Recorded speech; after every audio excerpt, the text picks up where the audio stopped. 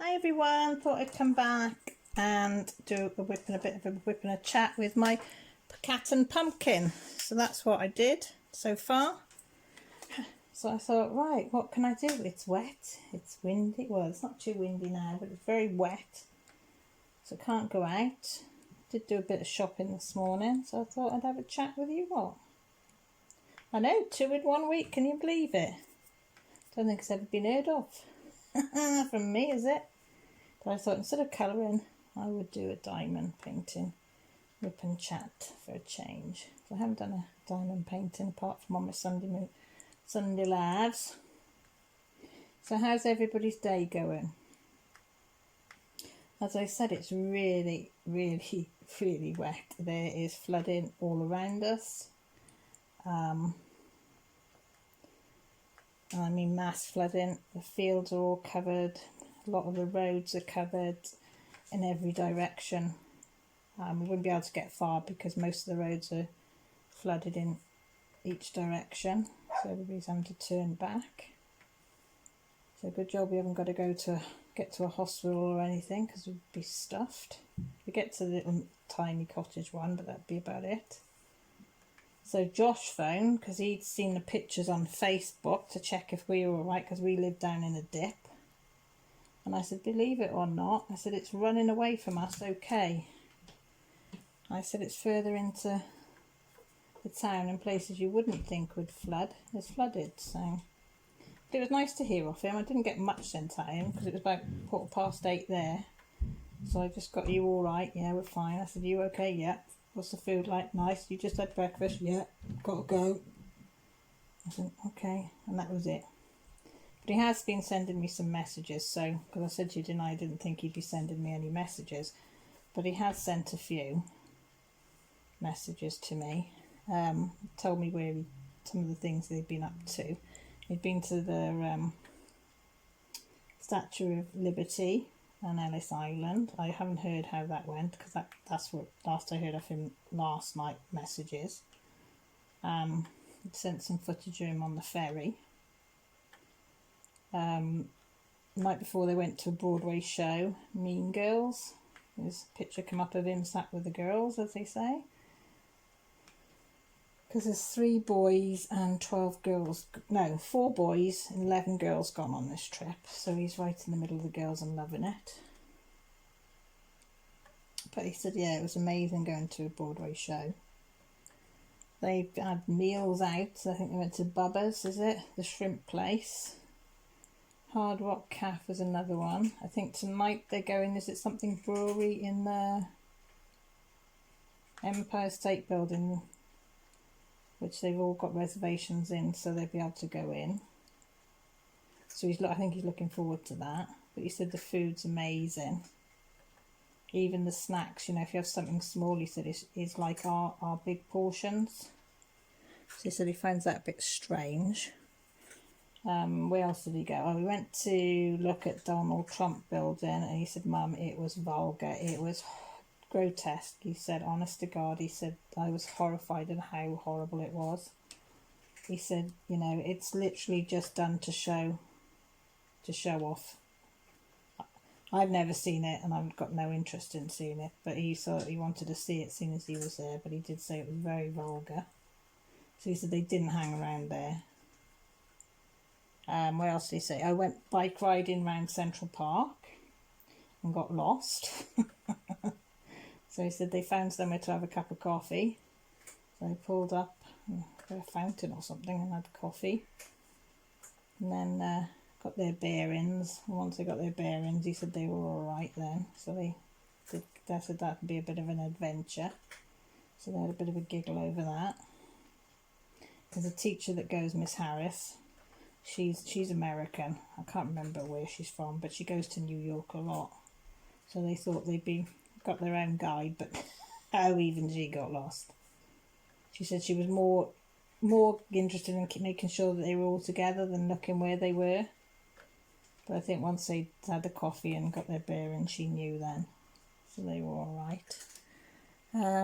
Yeah, then he said once they'd done that, they went to Ground Zero to see the memorial, and he said that was heartbreaking, absolutely heartbreaking. He said, he said, I know, Mum, we've seen it, you know, on the telly, and he said, that's bad enough. He said, to actually stand it and see the size of the area and then read all these names, he said, oh, he said, it broke our hearts, like. And Josh is not an emotional person at all. He's quite, you know, hard-faced, and he doesn't mean to be, but it's just his disability, you know. He just sees things black and white, and usually that's it. But occasionally things do get to him, and he said this did get to him. But he was glad that he went to see it. He said it would have been wrong to have gone all that way and not gone and paid his respects, which I thought was nice. You know, he said they had a minute's silence there, and all of them that went. So yeah, so I think today, I think they've got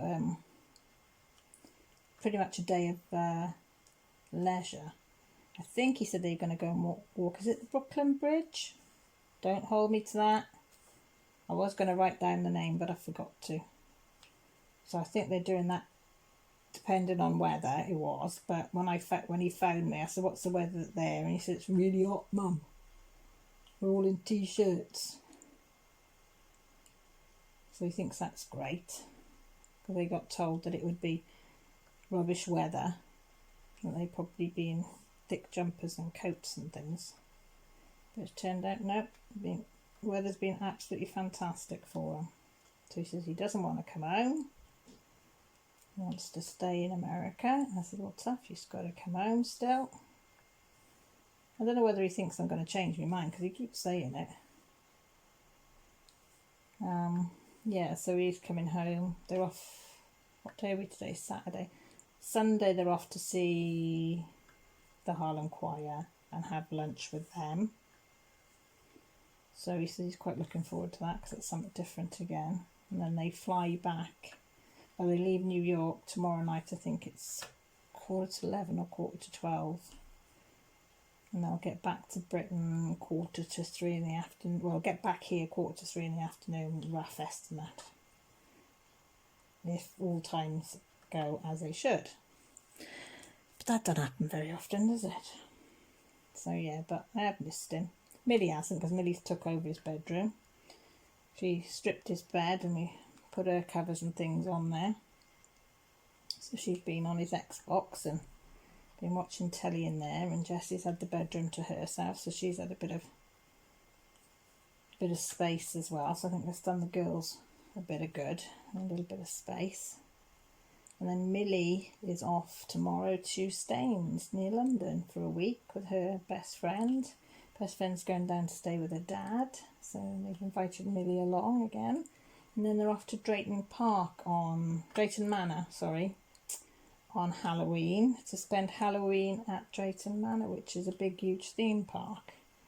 So Millie's absolutely so excited for that, because she'll be old enough to stay and go on some of the scary stuff that they're putting on. So and then she's going for a week, so she won't come back till the following Sunday.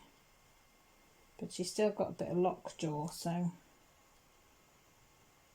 I did say, do you want to stay home? No, why would I want to stay home? She said, I'll get it sorted if it's still the same when I come home.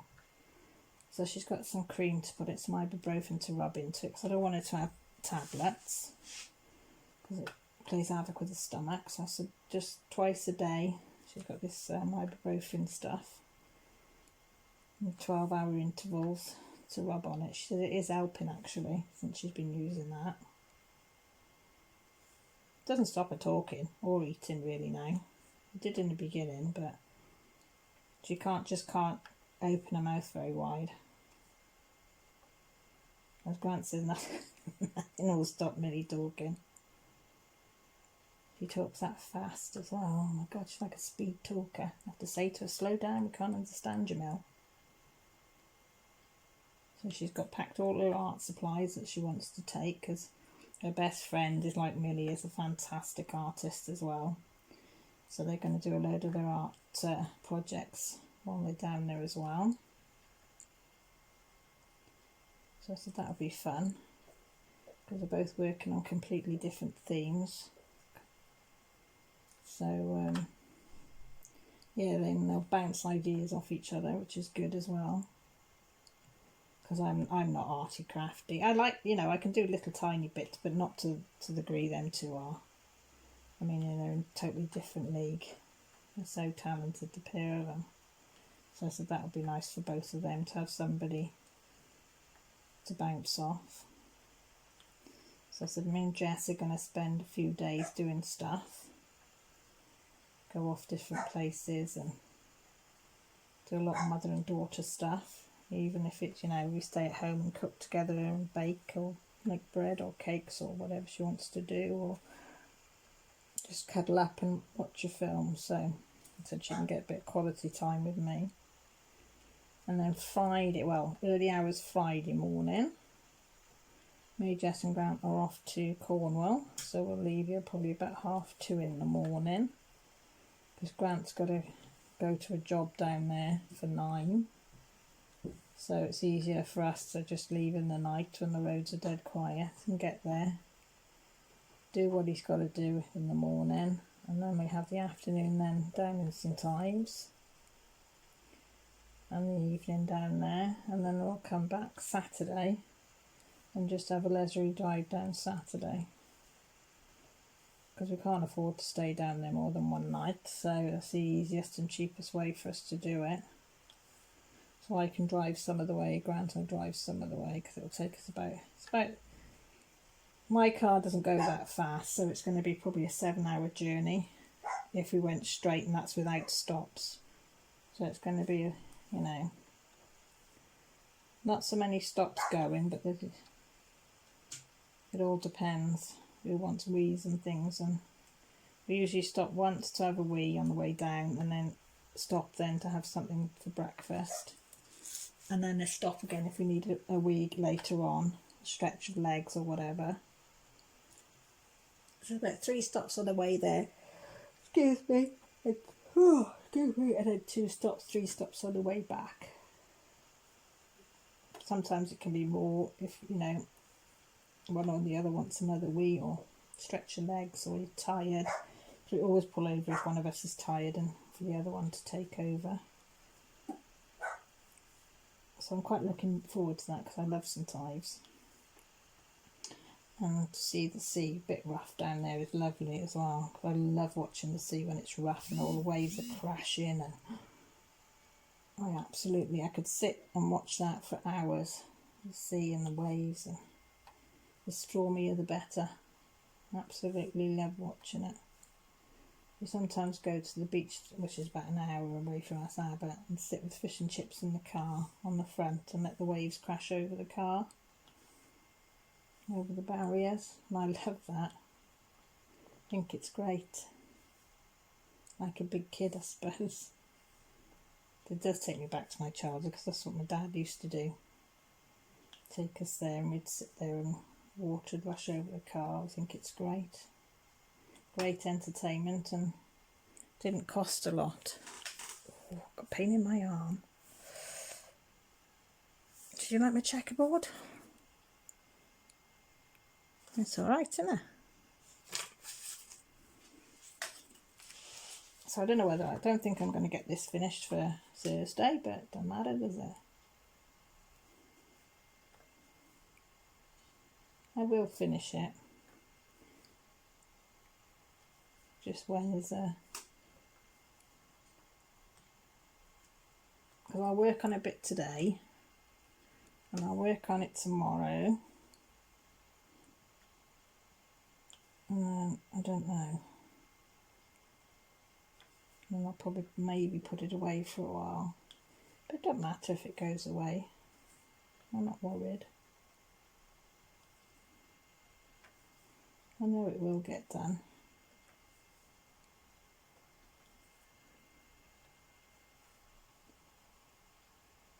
So anybody up to much? Are you doing much this weekend? So we haven't got anything planned as such. If it's dry tomorrow, yes, I said what about going up the dams again, but taking the metal detector, because the ground will be boggy, so it'll be easy to dig up. sort of going, well, he's all going me big boots. I said, take the dog, go in the woodland bits. I said, she can run around like a loony, and then if we get muddy and dirty, just come home and all have showers. And get in our PJs for the rest of the day. But I said it might be a bit of fun, because we've got to drop Millie off for 11 at her friends. So I said I could carry on then up to the dams. And I mean, in the summer it was great doing metal detecting, but the ground was so hard to dig. So I said, now it's had a good soak in it, it'll be really easy to dig up. Might be messy like, but I have got some surgical gloves I could take, I suppose, and we could put them on. That's quite a good idea, actually. I might suggest that. Take a couple of pairs of surgical gloves, so the hands won't be as cold with them on. Because Grant this morning, he changed, he's made like, it's a gazebo, but he's put like a wooden frame underneath it, because the metal frame got busted a bit with the high winds. So, but the high winds then ripped the one side on the roof, so it was letting in the water. So we did have a spare roof one, so he changed them over this morning in the rain, which I didn't know that he was doing.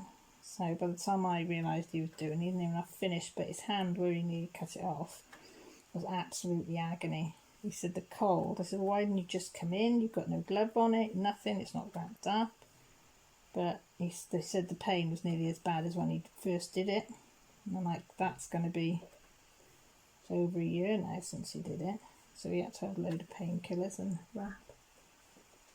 That's Grant coming in now, if you could hear me talking about him. What did you want? Alright. Pretend I'm not here. I can't talk about you when you're in the room, can I? Not the same. Come in for some tissue. Yeah, so I put a tea towel in the microwave, heated that up, and wrapped that round his hand to try and get some warmth back into it. I said it's because of the nerves. So you need to desensitise it to the cold, you know, massage it and everything, the nerves, because it's not used to being cold. The nerves are all new growing back, so it's the first time they've sort of been cold. But he was nearly crying. I knew it must hurt, because you could, and that's not him.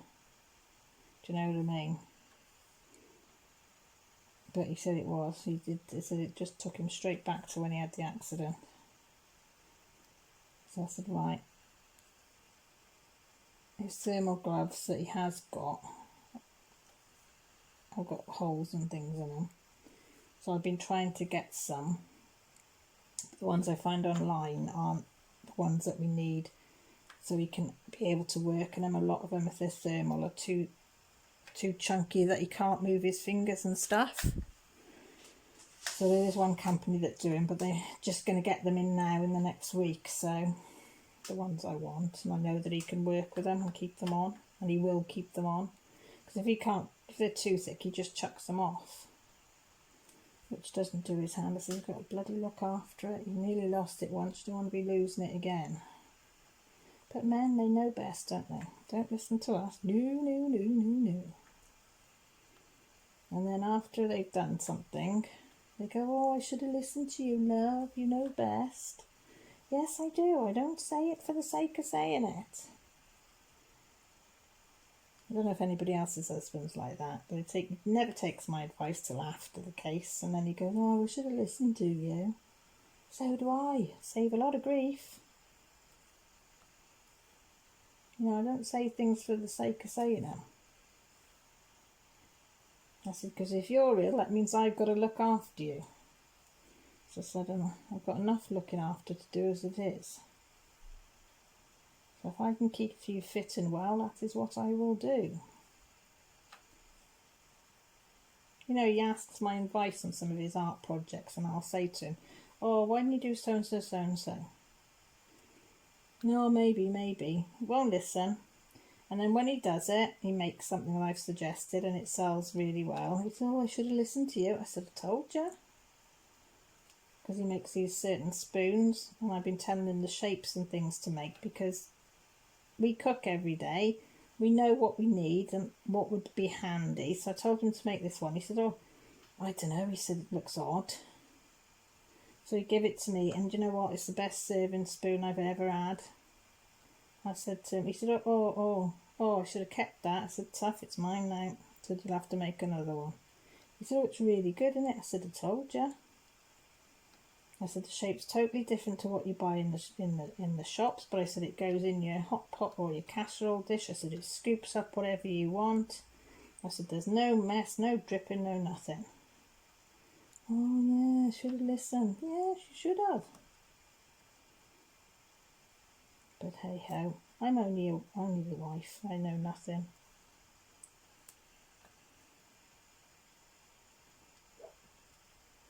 Dog's not liking the rain, I'll tell you that for nothing. You have to physically pick her up and put her outside for a wee. And she weighs enough for England, and then she runs like hell inside, and then jumps all over the Lindy settee to try and dry herself, a cheeky cow. So get off, let me get the towel. The cats are literally in and out, quick wee or whatever, and then straight back into bed. So they don't go far from the bedroom. Well, the one cat, the other cat's in the front room on the settee, sleeping on the dog's blanket. I'm sure she does it on purpose to cheese the dog off. Because he won't, because it's the psycho cat, the black and white one, bipolar. She's on his blanket, on her blanket, and Lily won't tackle her. She's scared of her. Mind you, Molly would give her a smack. Sometimes she'll rub herself into Lily, and Lily thinks, oh, she's my friend now, and then the next time she goes near her, she'll give her a smack.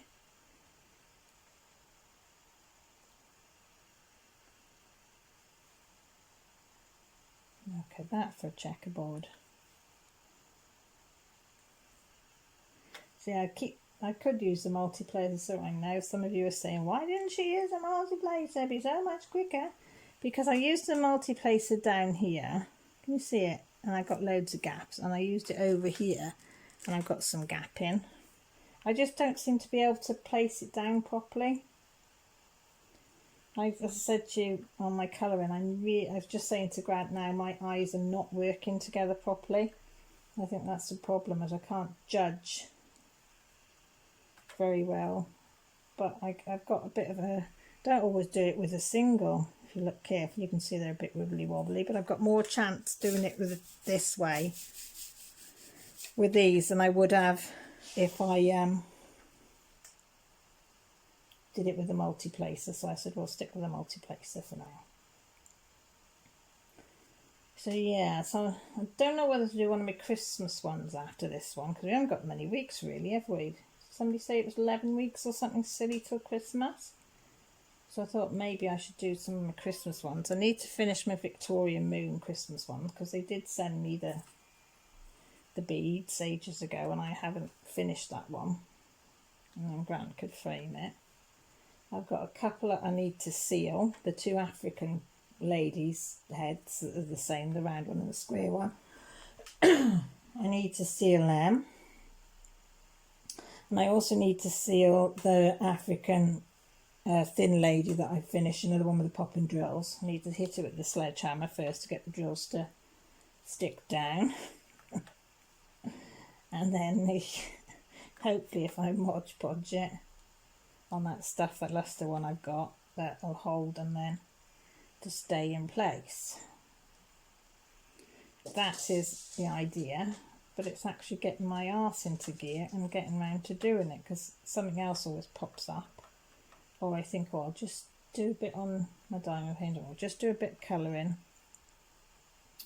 and then I forget all about it, and then it's like, oh, I haven't done that.